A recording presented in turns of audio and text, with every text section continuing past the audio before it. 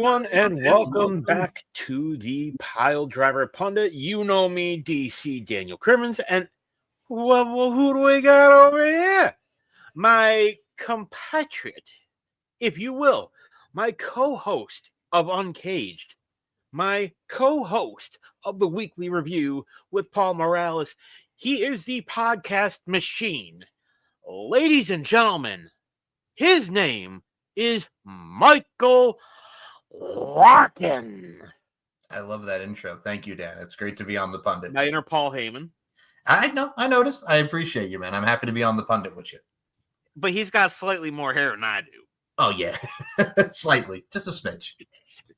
So we're going to be doing things a little differently now. And one of the things that we're going to be doing is a topic each show. And something that I think lately has been becoming more and more prevalent is we have seen an uptick in prices for WWE products. WrestleMania ticket prices came out, and I believe, Mike, I don't know if you've seen them, but the ringside seats for both nights are like 20 grand. So, I mean, you see guys like Mark Shapiro, the man behind TKO, and all the upper execs talking about, Vince McMahon, only cared about the family and stuff. And, we want to make a profit. You see cities being outbidding, like Cena's friggin' retirement's going to be in Washington, his last match. Because Boston apparently couldn't afford it. Right, when it's Cena's hometown. Okay.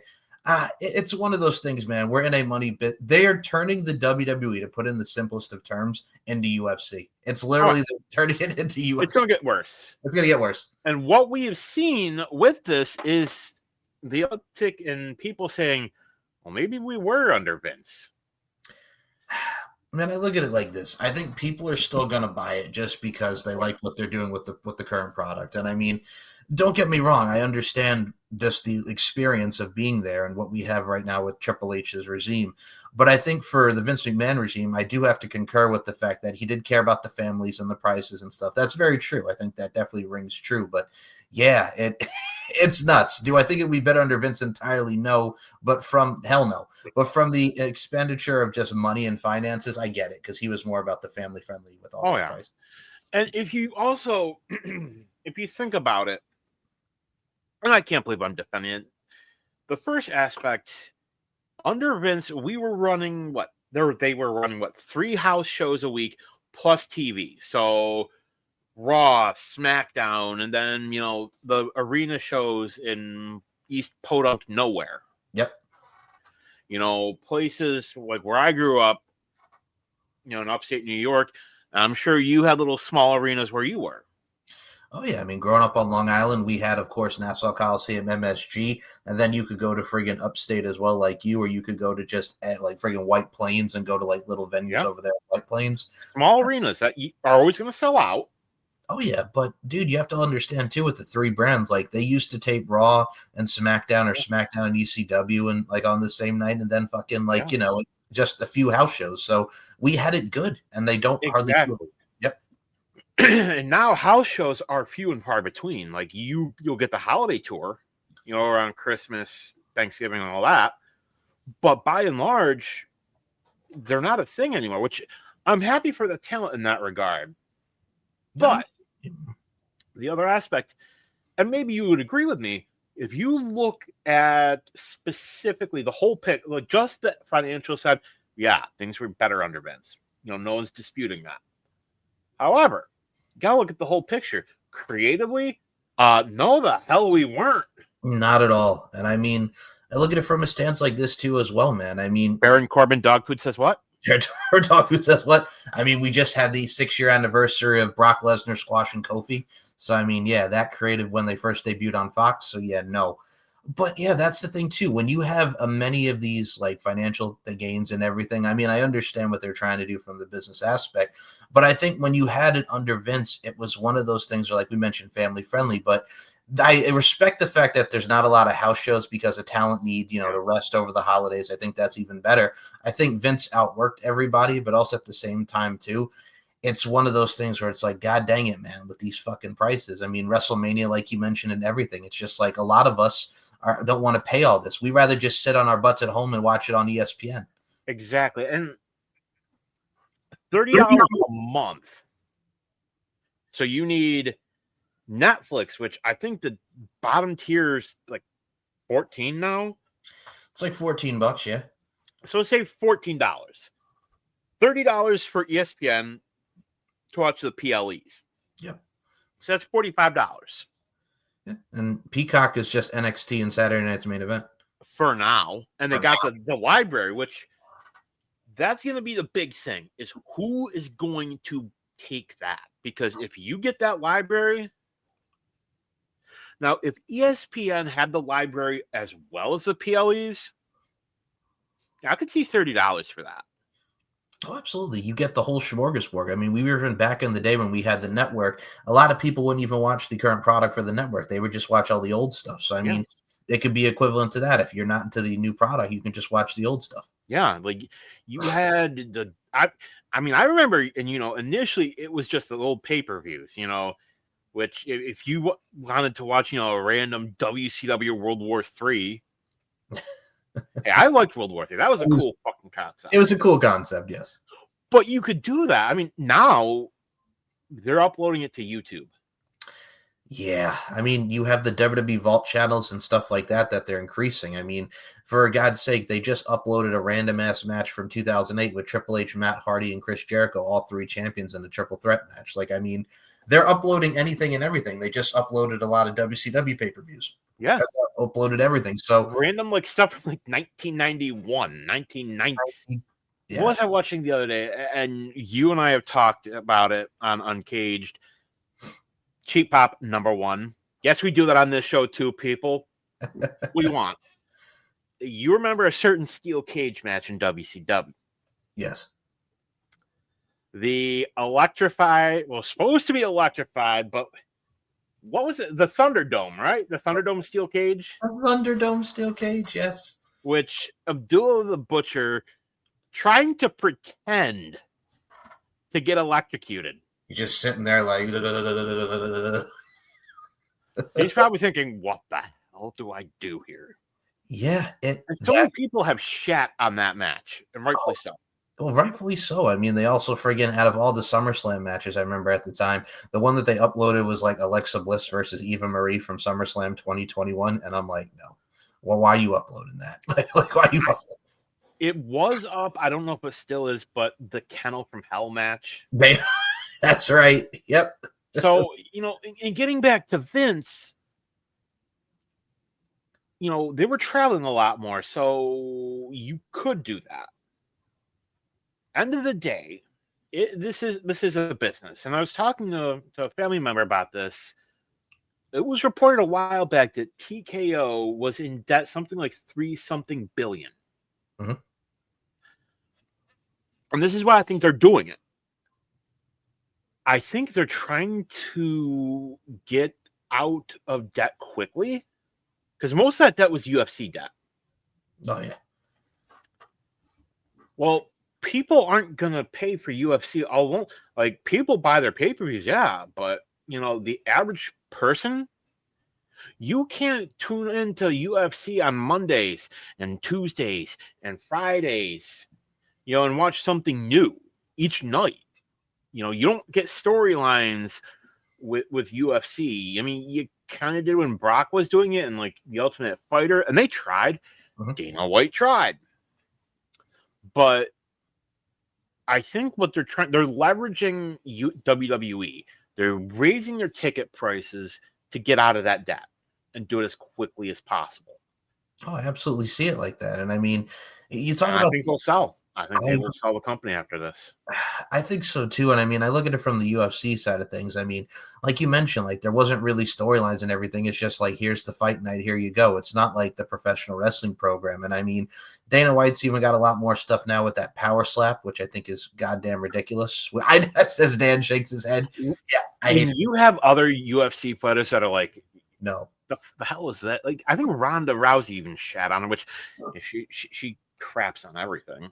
This is true, but that one rightfully so. I see a lot of wrestlers are doing it now. I saw Zeta Zhang did it. Hollywood Haley J from the NWA was doing it. A lot of wrestlers are even. And Netflix is the wrestler or the wrestlers. Yes, I remember. She was great. But no, it's like, I don't understand it. It's like, what's the sport? It's just you're smacking somebody so hard in the face. I don't get it. I literally don't get it. But hey, teach his own. But yeah, no, man. I don't. I don't get it. You can go to a random bar on a freaking dive bar on a freaking Saturday night and see it for free. Very true. But yeah, no, I think they're definitely going to sell after that. And I think Disney. Hey, I was going to say that because, I mean, even if a lot of people were having problems with their ESPN app, you can also have it now on Disney Plus. I mean, I think we're going to get more Disney too. Or, not in video game news, but you remember the company EA Sports or Electronic Arts? EA Sports. It's in the It's game. in the game. The game. Ah. They're getting sold. You know who one of the chief investors is owned by? Who's that? The Saudi Public Investment Fund. Oh, man. Yeah. Now, I don't know if the rumors are true, but I remember when WWE was getting sold, you and I, would chat about this. And we said that and I was one of the few people, and you can vouch for this, old TSK episodes, Cheap Pop number 2. I said it's going to be Endeavor. I was one of the few people that was calling it. No, I'm right there with you. And I think even looking at the Saudis and stuff too, it's like stuff like that. I wouldn't be shocked because everybody's doing it. I know some comedians are going over to Saudi to do a show. It's money. It's Riyadh season, man. It's popular. I mean, even we saw the girls at the WrestleMania press conference, like Bianca and all them. Am I happy? They did not look happy at all. I mean, don't get me wrong. Like what Bianca said, talking about change, it has from where they first started in 2019. Now, definitely more women inclusion on the shows, but they're still pieces of shit to the women. The government's still pieces of shit to women. And I think it was. I'd have to watch it again, but I think Naomi was one of the only ones that was smiling. That was trying to make it look like I was trying to be like, hey, we're coming over here, everybody. Like everyone else is just like, yeah, we're coming. Rhea's reaction was priceless. Yeah, I know. Mommy. But that's Stephanie the thing. Stephanie Vaquer, yes. But who wants to go over there? And I don't mean to like in that disparaging realm because the Saudi fans are great, but it's just like with everything going on there, I wouldn't want to even go over there. I'd rather go to the UK for WrestleMania than friggin' Saudi. Exactly. I mean, this is the first WrestleMania outside of North America. And you picked the Saudi, which I get it, but I don't like it. Exactly. Like, of all the places and knowing what's going on and how crazy the world is right now, like that's no, not feeling it. Granted, I think Saudi's probably going to be one of the safest countries. They're not going to let anything happen in that area. No, not at all. I think you're going to have a lot of the police there. You're going to have a lot of the military people. Yep. But I mean, I got to say, from even looking at it, like it looks like a cool place to visit. But no, I'm good. My issue is I'm a big dude, and I do not do well in the heat. That too. It's fucking hot as shit over there.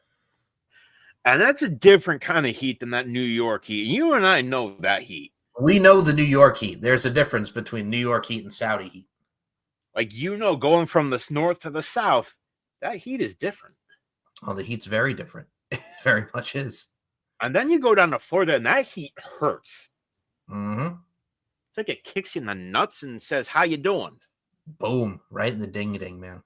So, in looking at that, people are shocked by this, which still surprises me because how many years have we as fans been joking, saying, oh, they're going to do WrestleMania in Saudi. They're going to do WrestleMania in Saudi. They're going to do Royal Rumble in Saudi. And they're doing both.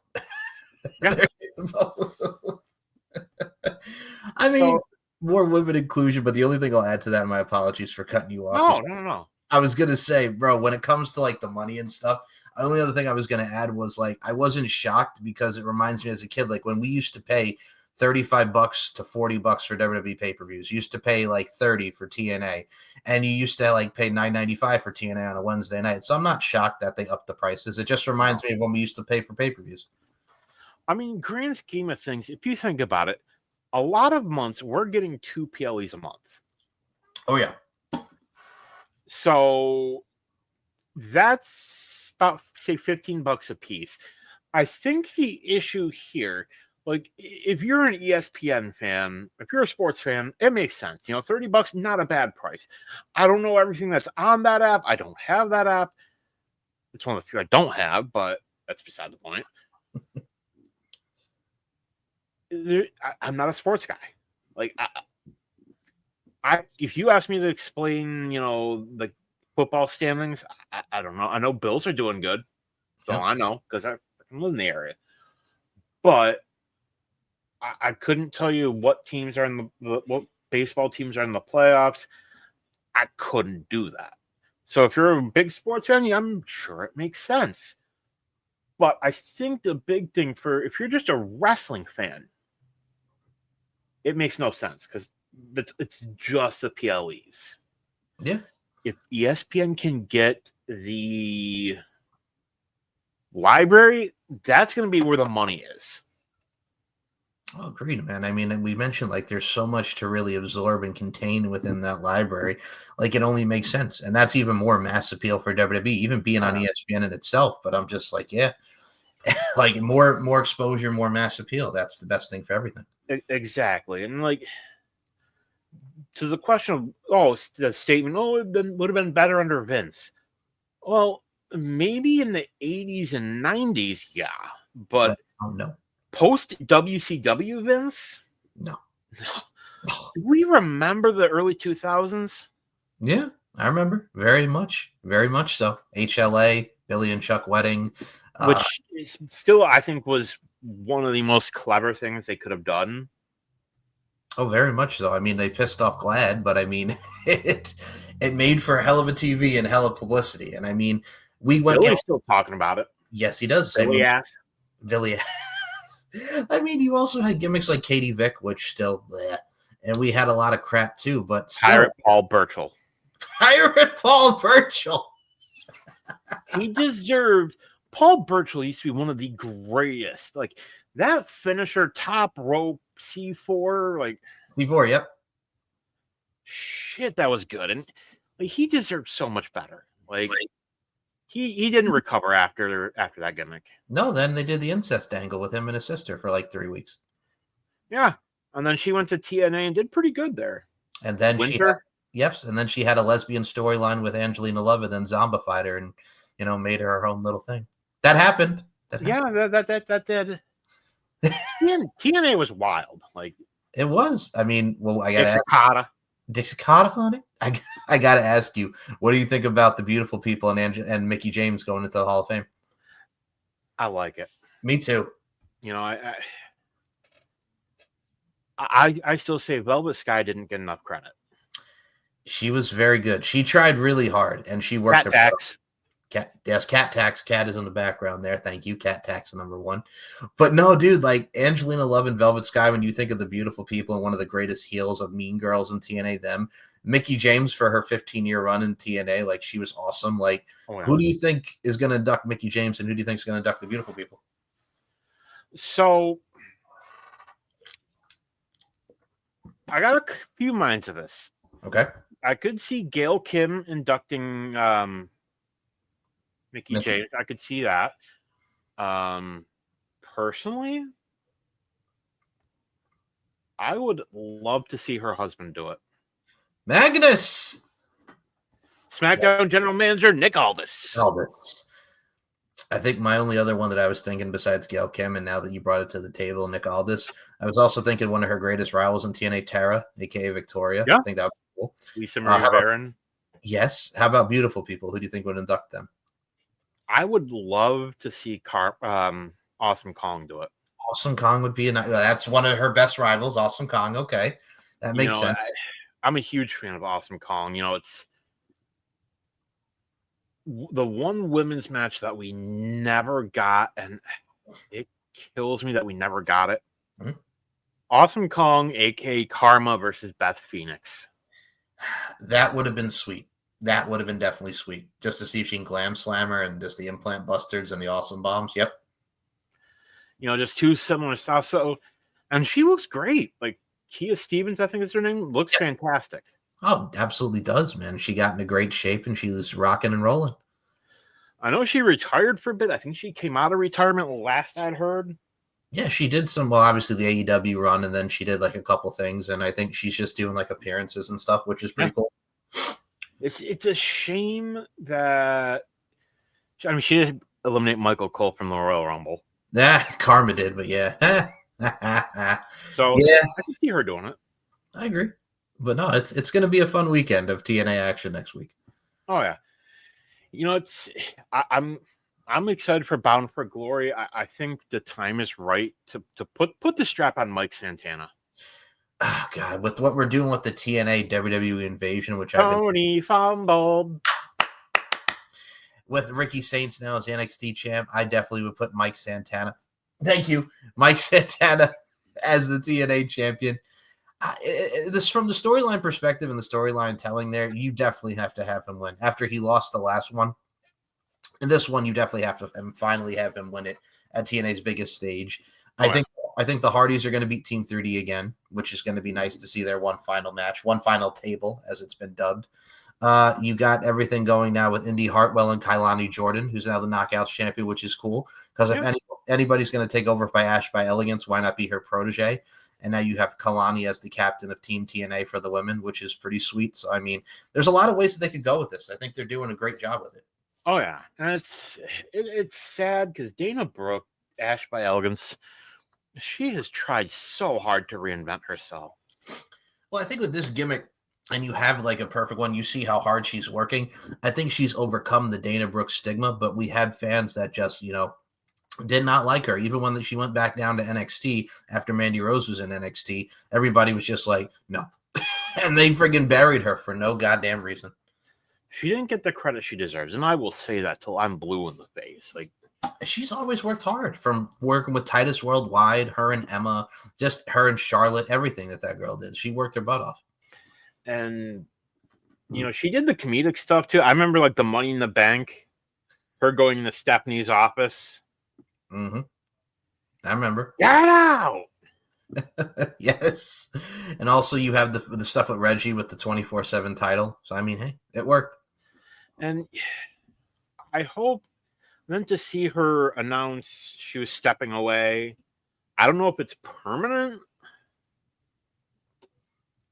But I think whatever, man, you got to wish her well, because she's another one of those that's going to come back stronger than ever. And I mean, it's one of those things, we're losing a lot of people, but also at the same time too, like Piper Niven is out right now. So it's only just Chelsea and Alba Fire, which is still cool because they are a great tag team. But yeah, they're also bringing up Sol, Ruka, and Zarya to go for the tag title. So you're seeing a lot of NXT talents incorporated within the shows. And I think that's cool. So you have a nice mix of everything on the WWE side. Absolutely. Like I think the big thing, I think Joe Hendry is done in TNA. I think it's all she wrote. I think he'll be going soon. I know Carlos Silva recently did an interview saying that as of right now, he's still with TNA. So, we'll see. We'll see. I think Trick Williams is dropping the title. Yeah, I think he's going to lose to Mike Santana, like we mentioned, but I don't. You know what it is, too? With Oba Femi losing to Ricky Saints, it doesn't hurt Oba at all. It adds another layer with Ricky, because Ricky was been great.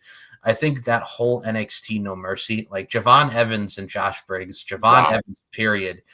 He's been shining. I mean, he's got Leon Slater next week for the X Division title. That's going to be good. I cannot wait for that. Like Javon Evans, and the fact that it looks like we're having him and Ray Phoenix as a tag team now on SmackDown. Yes, please. Yes, please. Javon Evans. Yep. He teamed with Phoenix on SmackDown against Los Garza. Gee, I wonder what happened to Phoenix's last partner. Can I just say, oh God. So Andrade is you come back to me. So Andrade comes in. I called this, by the way. I know. Andrade came in and beat up Kenny Omega's and the Don Callis family. And I'm watching this, and I'm like, I get it for like a high-profile match for Andrade to come back. But I'm also like, bruh, the match is Kyle Fletcher and Kenny Omega, because Kyle Fletcher is the one who took out Kenny Omega. But no, it looks like we're getting Kenny Omega and Andrade. And also the fact that we're getting Hangman Page and Samoa Joe for the title out of nowhere, which also makes no sense. Like, he just, whatever. Yeah. And I hate to say that, but still, it's like from where we were 6 years ago to where we are now. My God, And I will say this, getting back to good old Vin Man, hit me. I think realistically, the winner in all of this is going to be Tony Khan, and he doesn't have to do a damn thing. Okay. WWE, if they continue on this path, they're going to wreck themselves. Yes and no, because I think yes, because of the fact that nobody's going to want to be paid that excessive amount of money, even though a lot of them are, and where they're going in the direction of where they're going. But also, I think no, just if Tony can put on a better product that makes sense. And I'm not saying like it's all terrible, but a lot of the majority of what they're doing right now is just very meh. To be completely honest with you, because everybody's tired of the Death Riders. And it's not the match quality. It's not That's the match never quality. been a problem. No, that's never been a problem. The problem. But just the storytelling is what kills them because he doesn't know how to follow up. Just, hey, remember when that one person fought this person and, 30 days ago and 3 years and 3 months and I was on a random Dynamite and they also wrestled in Saskatchewan Championship Wrestling.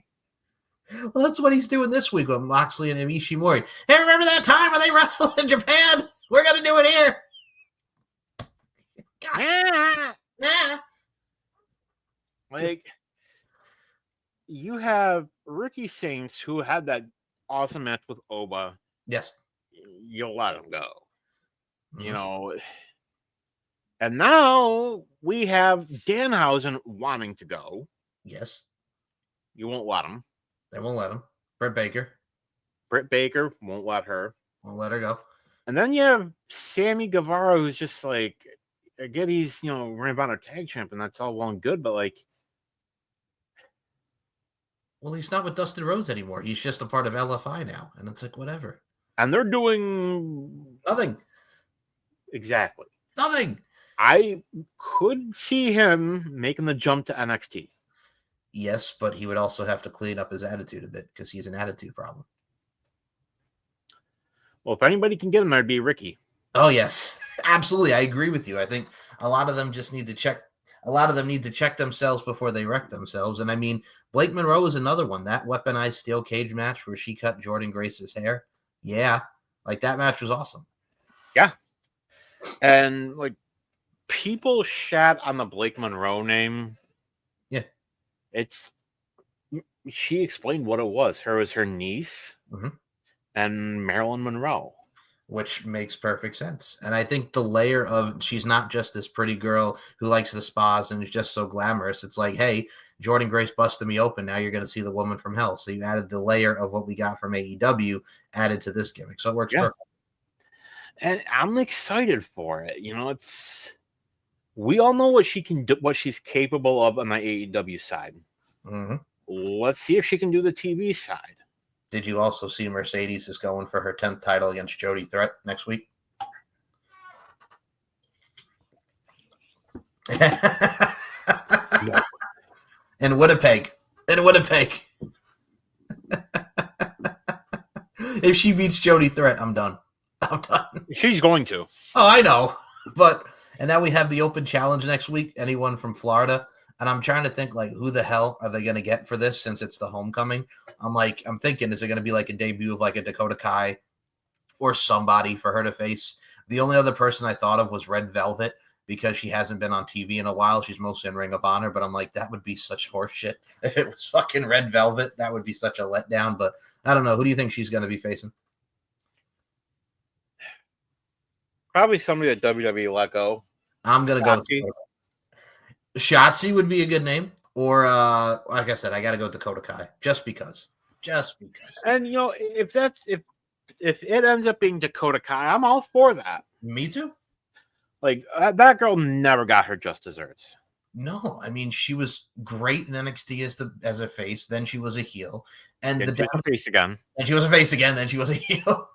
Like, Damage Control was awesome. They gave her that little run when she was going for the U.S. title, and you're like, come on, Dakota. But then it went nowhere. Then they fired her. And they fired her.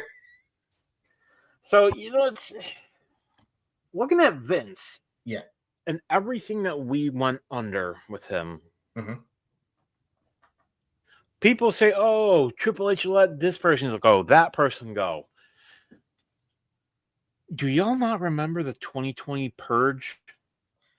And Yeah. Vince, every post WrestleMania, usually firing about 15 to 20 people. Yeah, the mass firings after WrestleMania. You don't really see a lot of that now. But I mean, it's just like when Vince, it was like, okay, we're going to get rid of the Gallows and Anderson. We're going to get rid of this person, that person. During COVID, nonetheless, which that was fucking great.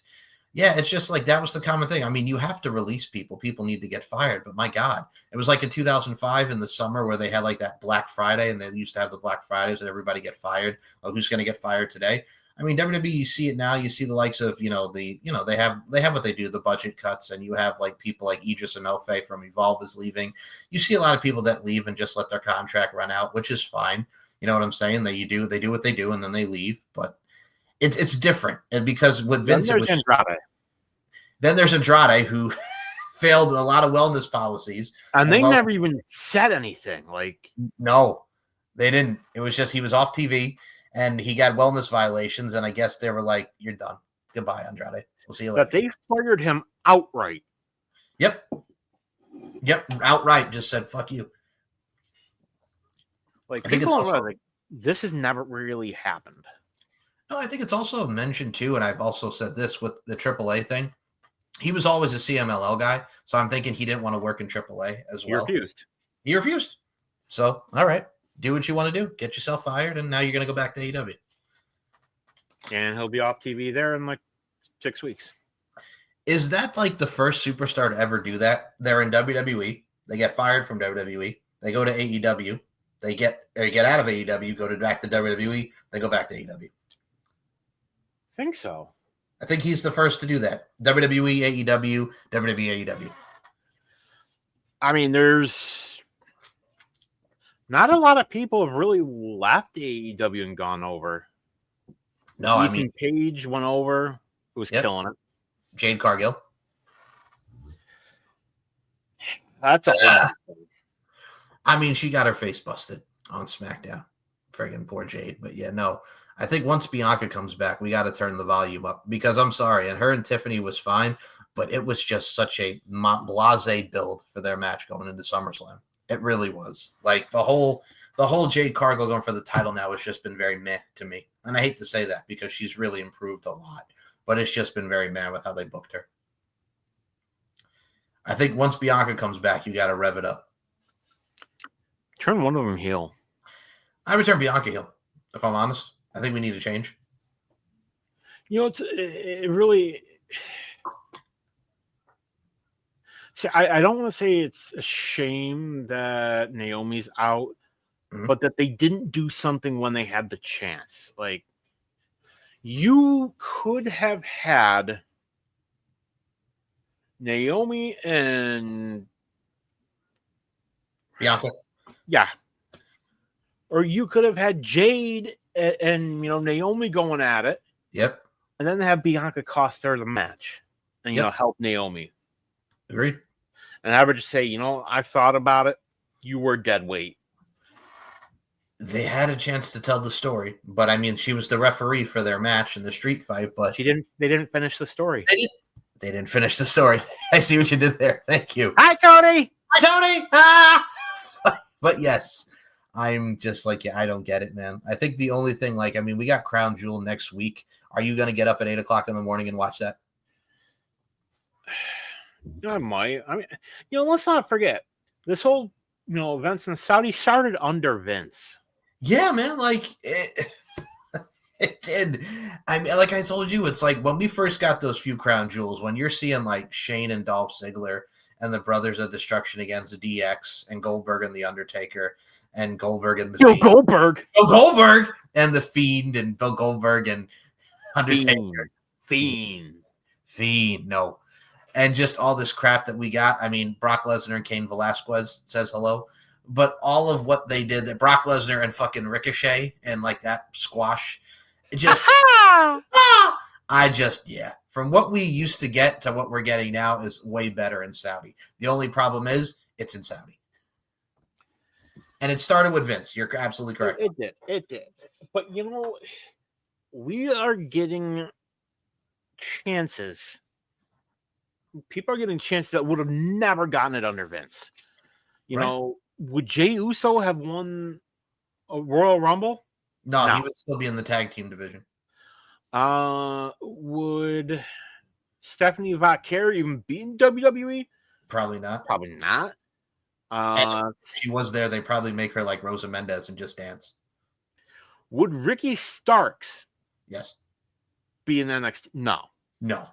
Obafemi would, because he's big dude. Vince likes big dudes. Vince like big dude, yeah. He would be up there. Yep. But, Cody probably. If you got to remember, Mike.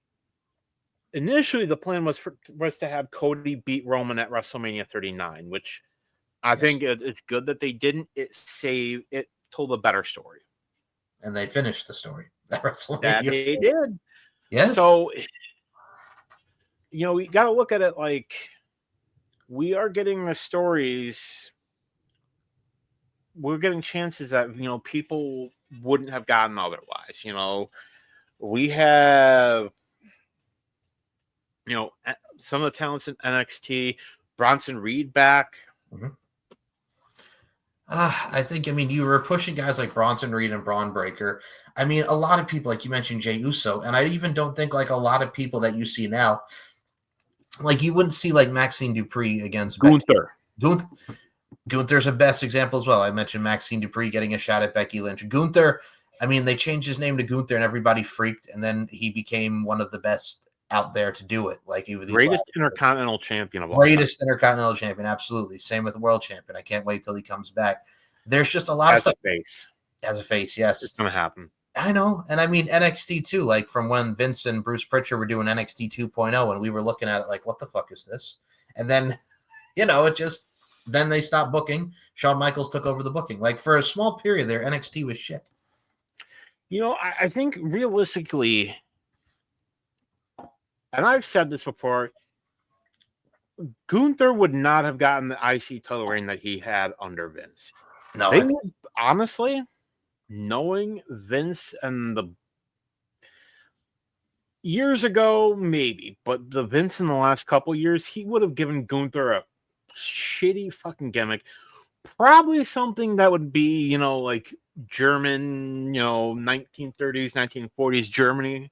I don't want to say that word because I don't want a certain company to, take the show down.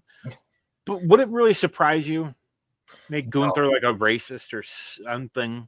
Well, look at what they did with Apollo Crews, and he was from Nigeria, man, and he was doing the Nigeria stuff with Prince Aziz and everything with General Aziz and whatnot and all that crap. Friggin' with what's his face? What the hell was his name? Oh God, I know the guy you're talking about.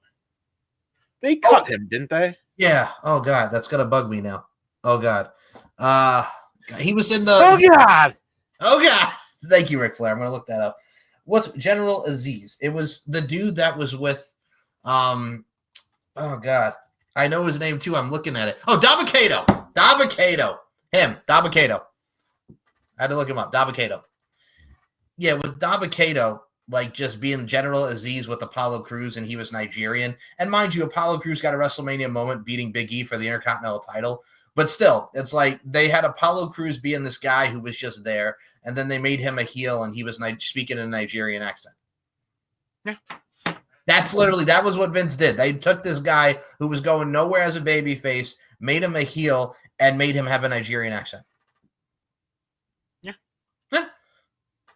Make it make sense. Make it make sense. I get it. He's from Nigeria, but it's like, do you really want to do that? This is the dude that wanted Luke Harper, Brody Lee, to talk in a freaking Louisiana accent. Sir, I'm from Rochester, New York. That'll sound terrible. And he said, and he insisted, and he learned, and he said, damn it, pal, that accent's terrible.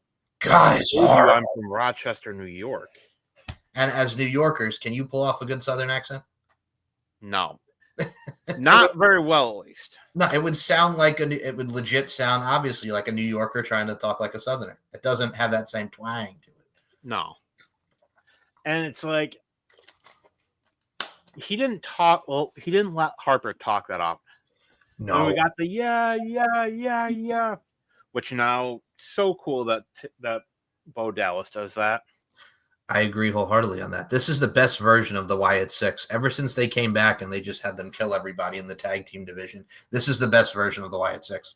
This is what the Wyatt family should have been. And exactly. You know, Vince didn't like anything that he didn't create. Zack Ryder says what? Zack Ryder says what? Rusev Day says what?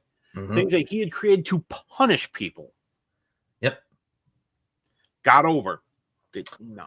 I mean, Zack Ryder's United States title run says what? He did it to shut us up. Yeah, he did it just so, okay. Kofi Mania. He didn't want to do it. No, but he did it to shut us up. And then once Bryan Danielson. WrestleMania 30, which, you know, I don't care what anybody says. That was never the plan. No. The plan was Batista versus Orton. And Batista to win. Yeah. Batista didn't want to do it because he said, hey, they're going to hate me. No, pal, they're going to love you. They love you. They're going to hate me. And they booed him all the way to WrestleMania. And then we got Blue Tista. Blue Tista will never not get old. But yeah, it's like I said, man, the Zack Ryder U.S. title run. Yes, he has. Very much so. But I mean, the Zack Ryder title run went from December to February, and then he lost to Swagger, and then he got killed. Kofi Mania, then Brock kills him in 8 seconds. So, I mean, Vince does not like things that didn't get over on his watch. He can't stand exactly like he didn't create. And he didn't understand the Wyatt family. He didn't understand Broken Matt Hardy. Like, that gimmick literally writes itself. Yep. Like, hello. TNA was one of the biggest things ever. When he got to WWE, it was just like, all right, we're going to get the Bray Wyatt feud out of the way because everybody wants to see it. Then you're going to be a tag team. That was it. That was literally it. And it was a cool tag team. But then Matt got hurt and Bray was just there. there. And then he's random. And it's like, oh, hey, the Wyatt family's back. Yeah. I remember that. I remember. It's just like, okay, we're going to put them back together. It was like when they were the Bludgeon Brothers, and then the Bludgeon Brothers split. They had Harper turn on Rowan, and then Harper was a babyface, then Rowan was a heel. They had one match on the pay-per-view. I think it was Backlash at the time, and then like months later they put them back together. Like, nope, this is a bad idea. And then Harper was taken off TV. Then he came back for like 2 weeks, and they were back together. And they're back together. Which, if you noticed, Rowan's gear. Yeah. Is the Bludgeon Brothers gear. I noticed that he comes out with everything Bludgeon Brothers. Yep. Which is a nice tribute. Oh, yeah. Which, there were so many people that Vince cut that he should not have. Keith Lee says what? I miss him. Me too. The problem with that is he talked about it on Jericho's podcast where he's like, God, why are you talking with such big words? Talk like he wants me to talk like angry, like be angry. So pretty much what Vince is saying is just like, I want you to be an angry black man. Stop saying intelligent words. You're too smart for your own good. And it's like, yeah, that's great. Because he didn't want him to talk like, with big words. We don't want you to act smart. We want you to be a killer. He wanted another junkyard dog. Yes. Exactly. And I love JYD. Me too. He wanted somebody like that. Vince wanted what worked in the 80s and the 90s. It's a changing world. I mean, look at Brodus Clay. Like, he used to do a couple of that stuff with the kids when he was doing the Funkasaurus gimmick. So, I mean, Oh, good old Tyrus. Now he's just a dickhead. Yeah. That's all I'll say. He's a dickhead. Is he still on Fox News, or did he lose that show too? Oh, God. No, he's still on Fox News and Friends being a twat. Fuck off. As a certain demon of ours would say. Fuck off. But it's like that killed the NWA so much. Him as the world champion. Their credibility, and now last I knew, Tom Latimer is the NWA champion, which that dude is good.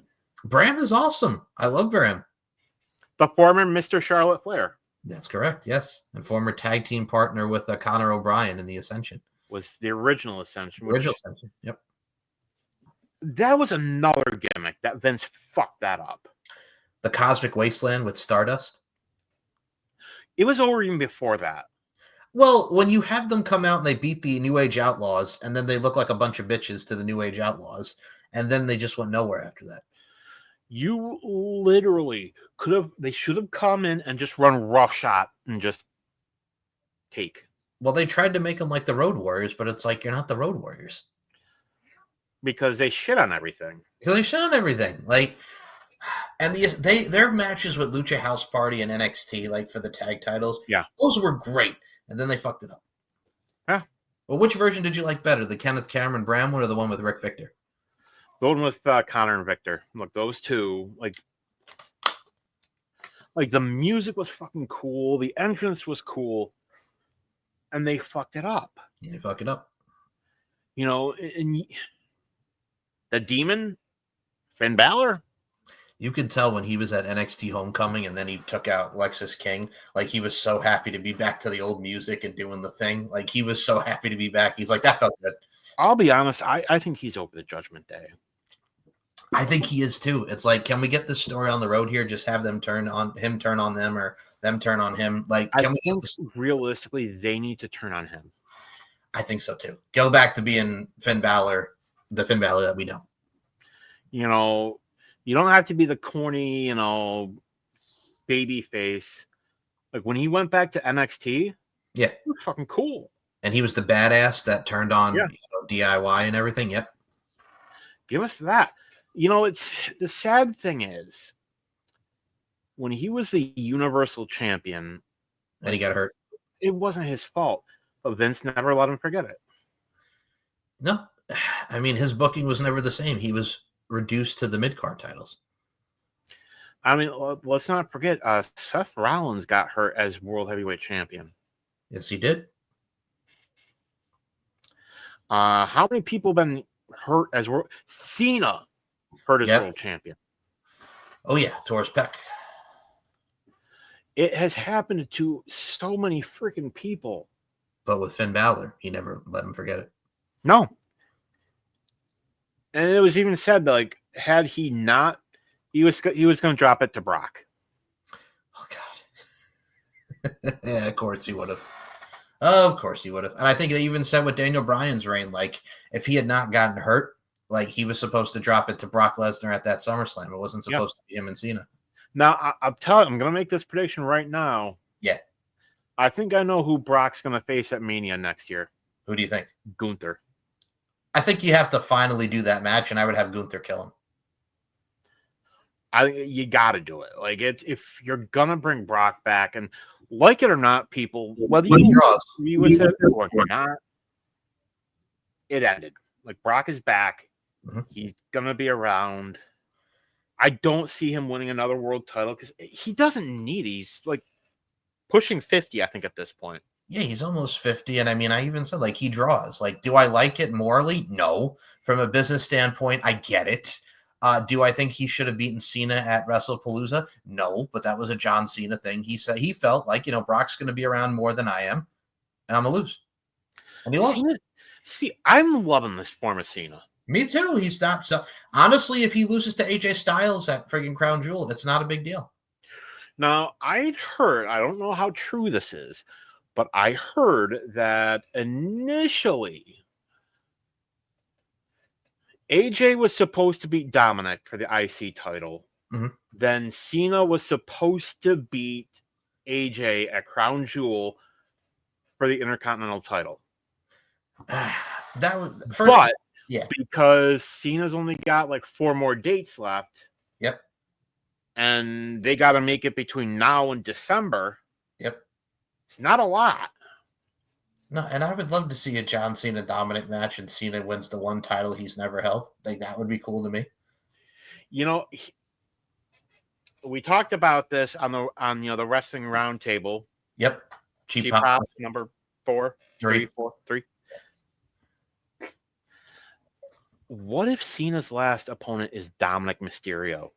And you have Dominic, and the rub he would get if he beats John Cena. You have Dominic beat Cena clean. Yep. Middle of the ring. You really want the people to hate Dominic even more? Beat Cena. Beat Cena with the AA. I like your style. And Frog Splash that bitch. I mean, they have so many different ways to where they're going to go with his opponent, but I'm curious to see where we go after AJ. I'm looking forward to him and AJ. Like, that's going to be something that a lot of people wanted to see, and we're going to get it.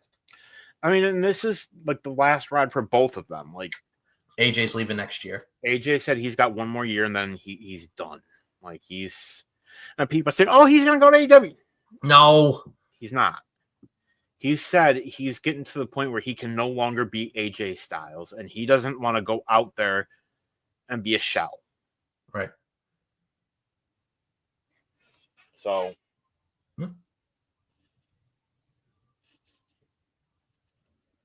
I don't know. I don't know what you do here. I don't know, but either way, I think with what we get with AJ, it's going to be a very memorable year next year. I would just go balls to the wall with AJ. He can work behind the scenes, work as a coach, help behind the scenes. I think he would be a great agent, much like what Bobby Roode is doing and Jason Jordan and all those guys. I think he would just be great whatever he does. Oh, yeah. You know, I could see him doing training. I know he's got young. I think his kids have even said that. Like, the one I think wants to do it will probably end up being a wrestler. I agree, man. It's whatever it is. I think whatever his kids do, much like Sting's kid just actually started wrestling now. Like, I'm for whatever. I'm for whatever, man. As long as they're happy, that's the main thing. Yeah, and it's an interesting. It's a tough thing, you know. It really is.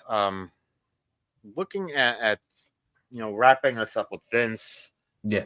We get Stephanie announced for the Hall of Fame, which congrats. She didn't know.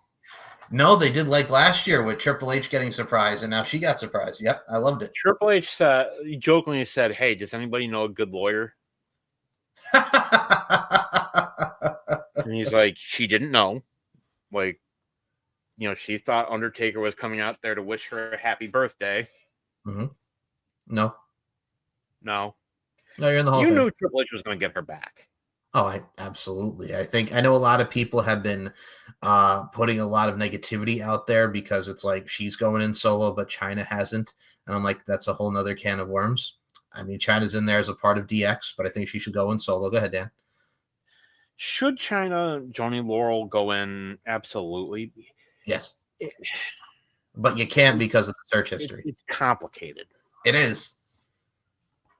It is. Absolutely, man. I mean, the search history and everything that happened, it's very complicated. She deserves her own induction as a solo. But yeah, I think Stephanie's well-deserved as the first McMahon to go in. Of course, the McMahon-Helmsley era, the SmackDown GM run, and just everything that she's contributed outside of WWE, well-deserved. She's all grown up now, and I listen and learn. Love that. And with style and grace.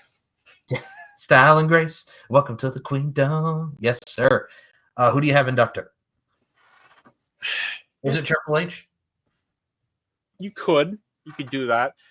It could be somebody that she's close to. If I'm thinking women, because of one of those of their legendary feud, Trish Stratus. You could do Trish, Undertaker. Yep. I would not be shocked for it to be Triple H. I think it's going to be a great speech. I know Linda's going to be there. I know Shane will be there. Heck, it could even be Linda or Shane. Yes. Linda might get booed, though. Oh, Linda would get booed heavily. Can't imagine why. I don't know why. Why would Linda get booed? No. Here's my thing, man. Vince McMahon, no, you don't need Vince at the Hall of Fame. Vince was not there for Triple H.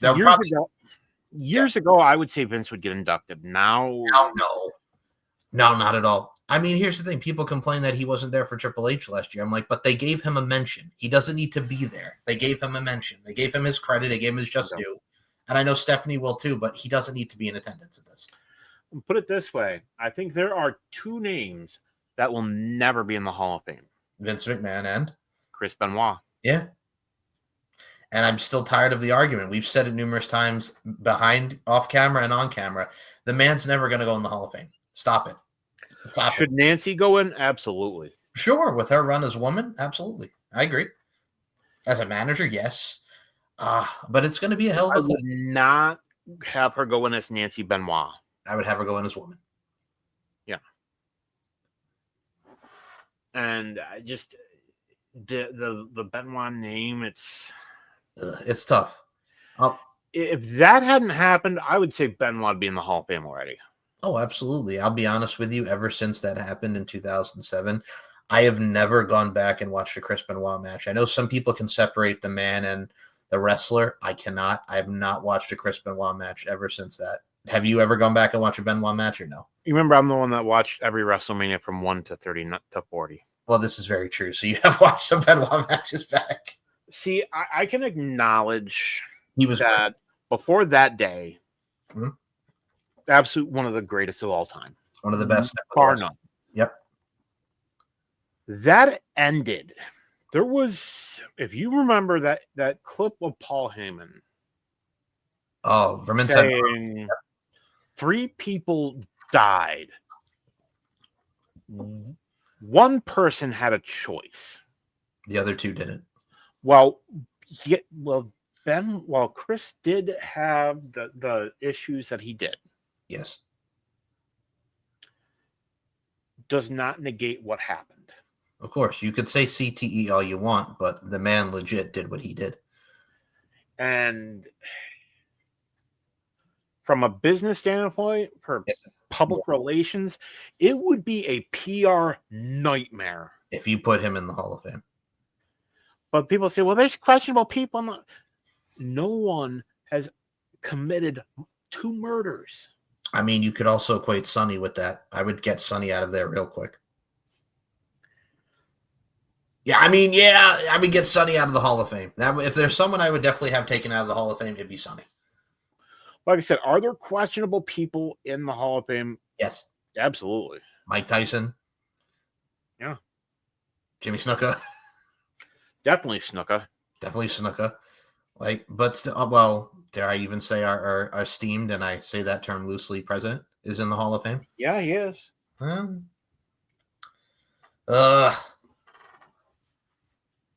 Fearless leader.